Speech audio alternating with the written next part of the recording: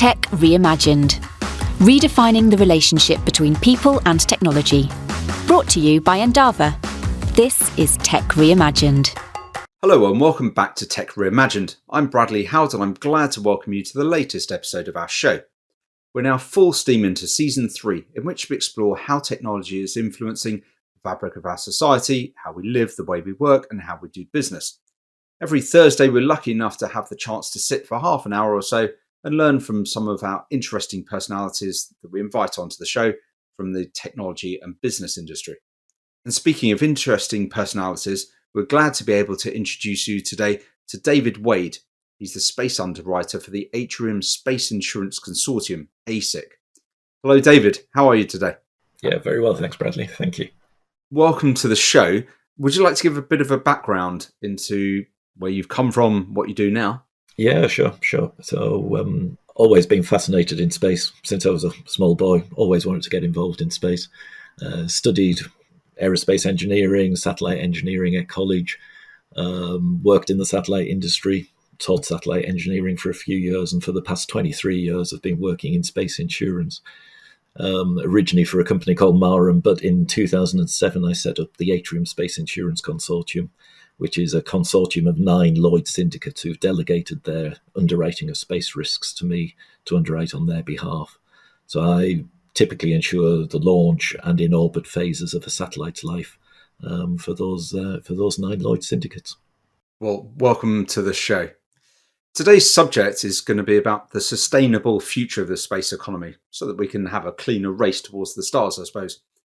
So from an insurance perspective, what are the main challenges associated with sustainable space exploration and how can it be addressed? The biggest challenge right now is debris and the number of objects, particularly in low Earth orbit.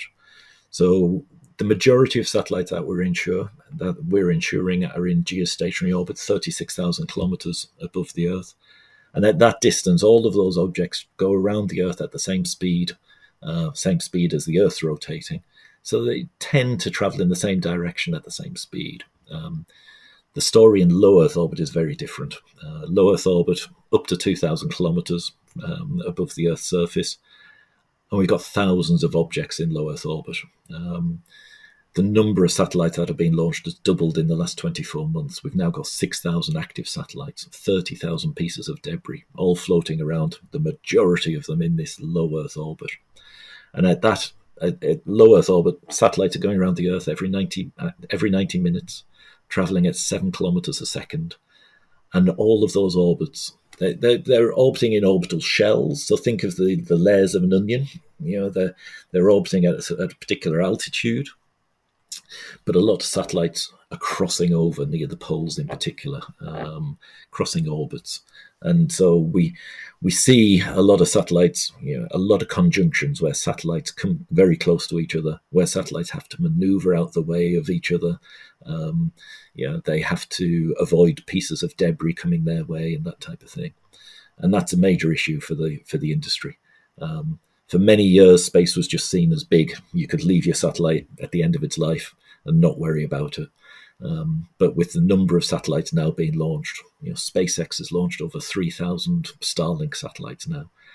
With the number of satellites like that being launched, we really, really do have to worry about the low Earth orbit environment now. Are there any regulations in place that ensure companies can literally clean up after themselves? The regulations that govern space are from the UN United Nations treaties that were written in the 1960s and 70s, but they were more about the registration and who is responsible. So the liability treaty does at least hold who is responsible, but if 2 satellites collide in orbit, you have to prove who was at fault. Those UN treaties then come down through local licenses that the launching state would provide to the satellite operator. And some of those licenses start to impose not so much regulations, but certainly guidelines. It's more gentlemen's agreements at the moment. There is a document called the Interagency Debris Mitigation Guidelines. This was NASA, the European Space Agency, the UK Space Agency, Russian Space Agency, Japanese Space Agency, all coming up with some recommendations as to what a good satellite operator should do to look after the space environment. And the recommendations that they came up with were things like, at the end of a satellite's life, it should be deorbited within 25 years. It should be left in a position so that within 25 years it naturally decays, that orbit naturally decays and the satellite burns up in the atmosphere. At the end of the satellite's life, you should passivate it so that if there was any pressure vessels, say a fuel tank or a battery that had a fluid inside that would boil over a period of time, you should leave the valves open so that fluid, that gas, escapes from the tank. We have seen situations where fuel left in fuel tanks has boiled over a period of time, built up the pressure inside the tank, and then it's exploded and caused a shower of debris. So there was those guidelines that were written, but they are just guidelines. There's no threat, there's no fine, there's no punishment if you don't work to those guidelines. The only threat really is that you might not get a license from the local operator next time around. It's just astonishing doing some research for today's episode that we recognise some of the litter that we've put into the oceans and land on Earth, and the same is going on 200 kilometres above our heads as well, from scientists that we would expect a slightly better behaviour from, I suppose, that we can handle that. So are there any technologies that are being developed to clean up after the space debris? Yeah, absolutely. It is an issue that is now being taken very seriously. I think with the launch of 3,000 Starlink satellites, 3,000 Kuiper satellites from Amazon coming along in the next few years, and all of the other launches that are taking place, this is certainly an area that's been looked at very strongly now. So yeah, one of those solutions is technology to reduce the amount of debris, and there's a few companies working in that area. There's a joint British-Japanese company called Astroscale. They've had one mission to date called ELSA-D, which was a demonstration to remove a piece of debris, active debris removal. They have some further missions that are planned where they are going to try and remove one of the upper stages of a Japanese rocket from orbit, as well as maybe some of the old OneWeb satellites when they fail. There's a Swiss company called ClearSpace, which is trying to do a very similar project. They're working on a satellite due to launch in a couple of years' time, which will go and capture a piece of debris and remove it from orbit. So in my mind, I'm thinking like James Bond Moonraker, where there's this space shark comes out with claws, grabs it, and then what does it do? Send it to the sun or to our own atmosphere? Yeah, back into the atmosphere of the Earth, yeah. So, yeah, Astroscale uses a magnetic capture plate. The drawback of that is that you need to put a magnetic plate on the satellite to be captured prior to launch. So if you're going after a particular, say, a OneWeb satellite that's malfunctioned, that OneWeb satellite would have to have the magnetic capture plate installed on it prior to launch, that it's ready to accept the Astroscale satellite when when it fails. But the Swiss idea, the ClearSpace Swiss company, they've got a spacecraft with 4 tentacles, just like an octopus that will go up behind a satellite of any shape. Yeah, and then sort of close in and capture it within its claws, or within its tentacles. And then, yes, we'll then fire a rocket motor to drive the captured satellite, back down towards the atmosphere. It's hoped in time that some of these satellites will be able to capture a piece of debris, send them on the way back in towards the atmosphere, but then release the debris and back up and go and capture another piece of debris and do the process again, and maybe remove a few pieces of debris with a single active debris removal satellite. The other thing that's being done to reduce debris is a couple of satellites called mission extension vehicles, which have gone out to geostationary orbit, so 36,000 kilometers above the Earth, and docked onto the back of an aging communication satellite. So a communication satellite that was running out of fuel, about to be retired, but was still providing a good service. Was simply going to come to an end of its life because it was running out of fuel. So these 2 mission extension vehicles have gone out and docked to the back of those satellites and have taken over the propulsion of those satellites and allowed those satellites to continue their service for another 5 years. Wow. And what about on Earth then? Is anyone looking at sustainable fuels or renewable energy? I guess we're quite far away from electric motors for launching rockets, but is anyone looking at the sustainability side of that, of the actual launches? There's certainly talk about green propellants. I think, yeah, you're right. We're a long way from any alternative technology. There has been talk about space elevators, but we just don't have the materials with sufficient structural integrity at this stage that we could build a space elevator. So for a long time to come, we will be reliant on rocket engines. But what we're looking at is propellants that are less carbon intensive or have less carbon. A lot of rocket propellants are liquid oxygen, liquid hydrogen. So they're relatively clean already, producing water vapor. Some are moving away from kerosene towards methane, liquid natural gas. Not great from a greenhouse point of view. I mean, methane's not one of the best greenhouse gases. But I think keeping it all in context, satellite launches are a very small number. I mean, we're talking, I think last year, 186 launches.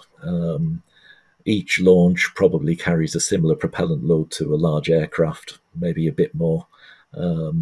But the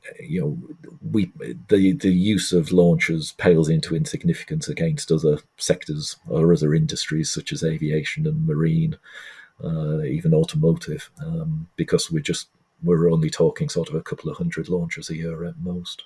And in terms of materials, I would imagine that SpaceX with its reusable rockets is good for the environment. Yeah, it is a kerosene. I mean, it's liquid oxygen kerosene, so it does produce carbon as part of that process. Being reusable means that you have to retain some propellant for coming back down and landing. So it's a little bit less efficient than some of the other launch vehicles in terms of having to carry that additional propellant load. But the fact that you're reusing that rocket over and over again, certainly, yes, must have some beneficial effect for the environment overall. Absolutely. So when you talk to the manufacturers, because you get really involved in the core design of satellites and other space vehicles, is sustainability ever discussed? Yes, absolutely. I mean, ESG is so important for practically every sector right now, and I think every company is wanting to show its credentials in terms of ESG. I mean, certainly the insurance sector is, and most of the space companies are. So yes, sustainability does get discussed. Within the UK, there's a very big push on sustainability for space activities now. The Science Minister, George Freeman, at a conference last year, announced a very big programme, that the UK wants to really put sustainability of space at the forefront of its licensing activities. So the UK, France, and the US are really leading those initiatives right now. And as part of that licensing process, they will probably require much more evidence to show what you are going to do at the end of the satellite's life and how you're going to control it. One of the things that we're working on, Lloyd's has been deeply involved in, is an initiative that was started by the Earth and Space Sustainability Initiative, or a project started by them, looking at how we can make space more sustainable. And insurers have had their input into that process to suggest ways that we think the regulations should change to try to recognise the good citizens, to try to recognise those satellite manufacturers, those satellite operators that are going the extra mile in terms of looking after the environment. So that's not only things like deorbiting at the end of life, and much more quickly than the 25 years that the current guideline has. I mean, 5 years is becoming the new standard. Passivating satellites at the end of the life so that they don't explode, but also considering the orbit that you're going to use. If you have a satellite that only needs to be in orbit for 12 months to demonstrate a piece of technology, do you really need to go to a 600-kilometre orbit, which might then take 25 years to drift back down and re-enter the atmosphere? Maybe you should be limited to going to 400-kilometre orbit. And then you've got your 12-month mission lifetime. Once you've proven that capability, the satellite should re-enter naturally within 5 years, even if something goes wrong, just from the drag force acting on the satellite. So there's some initiatives like that insurers have been heavily involved with, trying to get these standard approaches. And I think if we, the hope is that if the UK is seen to take these ESG initiatives seriously, that will attract extra investment to the UK, attract extra operators to the UK, because the insurance will be available, the investment will be available. And it will make the UK a real centre of excellence when it comes to space sustainability. We had the situation recently where one of the, I think it was a Russian spacecraft, was docked with the International Space Station, and I think that was hit by maybe some space debris, which rendered that unusable. Which is as though the concept of being hundreds of kilometres above the Earth isn't scary enough. The fact that you got no escape pod is just even more frightening. But are there any other consequences of just more and more space debris and space junk flying around? I mean, is this the first time that it's ever really impacted a human up in space? Certainly the astronauts on the space station occasionally have to take cover because a piece of debris is coming their way. When you say take cover? Well, get into their capsules, their return capsules, just in case. So, it does happen occasionally that they have to go and, they're told to go and sit in the capsule just in case the station gets hit. And the station does get manoeuvred quite frequently out of the way of debris.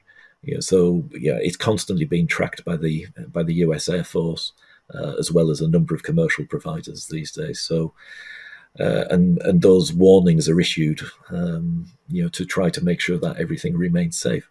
But there are millions of pieces of tiny pieces of debris that can't be tracked, traveling at 7 kilometers a second, that do pose a real threat. Yeah, it's a constant worry, and it's getting worse. And I think what initially started off with a number of spacecraft, we're now into a whole scenario of debris colliding with debris, creating further showers of particles. So the particles are getting smaller and smaller. It's like the plastic in the ocean breaking down into the smaller particles. We're in that process now. And I think no matter what steps we take, the situation is going to get worse for the next probably 10, 20 years. We're already in that position where, things are going to get worse before they get better, but we have to start somewhere. And with the recent number of satellites being launched, I think we really need to start taking this seriously at this point in time. And I think the UK is doing a good job, trying to lead from the front in that regard. Final question, slightly off the main topic here. If graduates are leaving university this year and thinking, this is just so inspirational, David, I'd love to follow in your footsteps in the industry. Are you finding lots of new people coming into the industry? I think the interest that the UK has put into space over the last 12 years or so. In 2010, there was a project called the Space Innovation and Growth Strategy. And it was a government-led project, took people from all over the space industry to put together a 20-year strategy as to how we could grow the space business in the UK. And I think we're starting to see the results of that. We're starting to see lots of startup companies come to the UK, bits of seed funding from the UK government to attract those companies. And so there's a lot of opportunities there. Certainly many more than when I was leaving college. And if I've managed to make a career out of it, I think the opportunities today are significantly greater. There are a number of placement schemes, which the UK Space Agency runs a summer placement scheme. So for graduates. So I would certainly encourage people to look up those kinds of schemes and try to get some great work experience before they even leave university. I wonder if there's a whole load of parents listening to this podcast right now thinking, I'm definitely going to sign my child up for for those courses. David, thank you so much for sharing some time with us. It was such an interesting conversation, just hearing about space and sustainability. If people want to get in contact with you or they've got any further questions, David, what's the best way of doing so? Yeah, I'm on LinkedIn, so you can look me up on LinkedIn, or alternatively, look me up through the Atrium Underwriting webpage or the Atrium Space Insurance Consortium webpage, and you'll find my email address there. And look forward to hearing from people. Thanks, Bradley. Thank you very much. To all of our listeners, if you found this episode insightful, I really hope you did, then please spread the love and share it with your network, or just follow us on any of the major podcast platforms. We're always interested in your feedback, so please either go to endava.com and click on the contact button, or you can contact us at Endava on pretty much all of the major social platforms.